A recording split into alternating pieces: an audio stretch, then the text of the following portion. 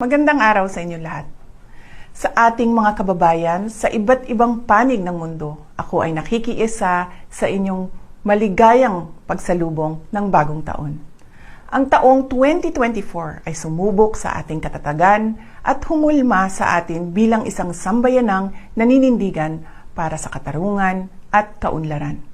Ngayong 2025, sama-sama nating harapin ang iba't ibang hamon na magpapatibay sa atin bilang isang bansang patuloy na nananalig sa Diyos at nagtutulungan para sa ikauunlad at ikabubuti ng ating pamilya.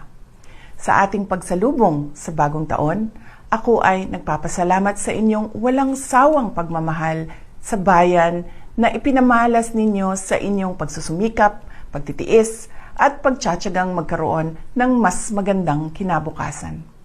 Magpabilin ako nga nahiusa kaninyo sa inyong mga pangandoy alang sa kauswagan ug kalinaw.